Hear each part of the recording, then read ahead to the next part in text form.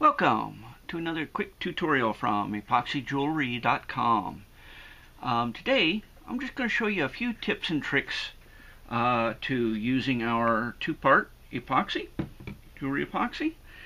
And these, I'm not going to show you any specific techniques. These are just tips on how to use the product. A couple of things that people may not know right out of the box. So,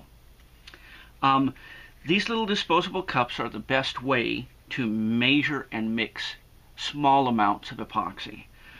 And they are graduated. It might be hard to see on the video, but there's numbers on here. The problem is that they're raised on the inside.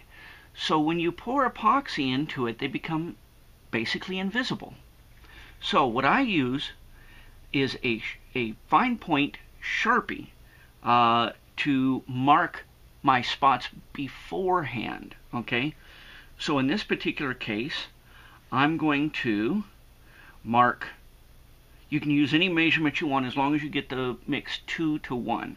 So I'm going to mark a spot on 2 gram and on 6 gram. Okay, 2 gram will be our hardener, and then we need 4 grams of the epoxy. So 2 plus 4 equals 6. So I'll fill my hardener to this line and then my epoxy to this line. Okay, so now that's the first tip. Now I'm going to go ahead and do that now. What I do is I put this on a level table and just fill to the first line. And if you're doing very small amounts, you're actually better to have just a tiny amount more epoxy than you need. Not much, just a tiny amount.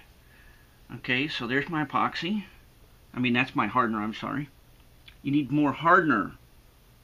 I don't know what I just said, but you need more hardener than epoxy if you're filling small amounts. Let's put it this way. You're better off to have a little extra hardener than too little hardener. Otherwise, it may dry gummy or sticky. Okay, so there's my mix there. Now, I'm sure you've seen this in the other videos, but you need to mix this thoroughly, and you need to have a second mixing container. And you need to mix this quite thoroughly, scraping the sides. What I do is I also turn it, because if you're mixing and you scrape the sides, you're not always getting every spot. So you turn it a little bit and then you can do it again. And scrape the bottom, of course. Mix it pretty good. You'll see it turns, well, you may not be able to see it in the video, but it turns more clear when it starts to get mixed properly. It's kind of cloudy when the two first mix. Okay, when you think it's mixed, mix it a little bit more. You're always better off mixing it a little more than not enough.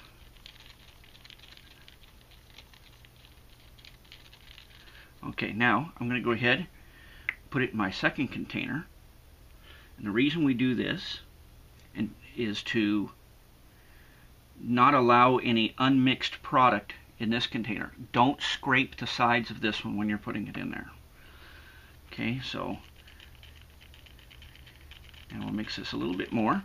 Now, for the second tip, if you're pouring from a small container like this into a mold, if you just do this, the epoxy may come out and run down the bottom and drip off.